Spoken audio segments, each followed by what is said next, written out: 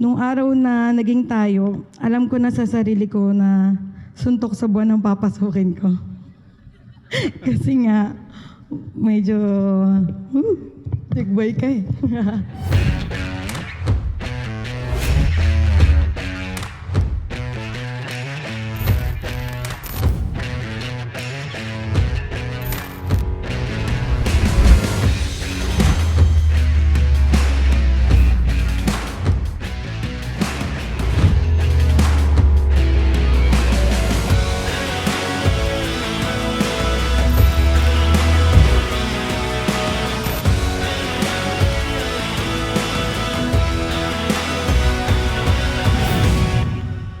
Mahal na Ama sa langit, ang aming mga puso ay napupuno ng malaking kaligayahan para sa pag-iisang dibdib nila Sol at Nitz.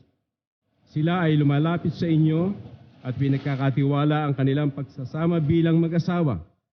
Pagkalooban niyo nawa sila ng pagmamahal na totoo habang buhay.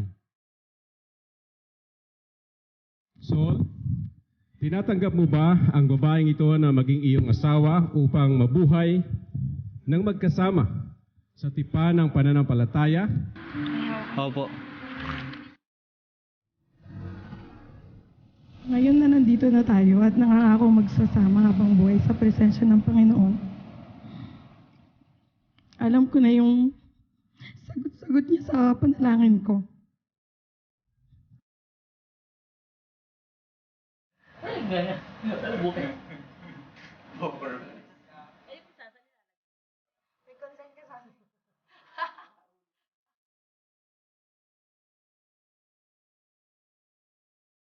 Nitz, mamahalin mo ba siya, aalagaan, igagalang at mananatiling matapat sa karamdaman at kalusugan? Natatanggapin ng buong puso ang iyong responsibilidad na ibinigay. Opo. Ayan.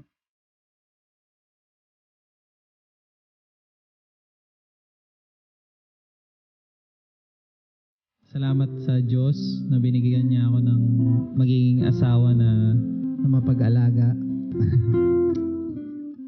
Mabait, may takot sa Diyos. Dati nung teenager pa lang ako, lagi kong sinasabi sa sarili ko na mag-aasawa ko ng mayaman. Oo.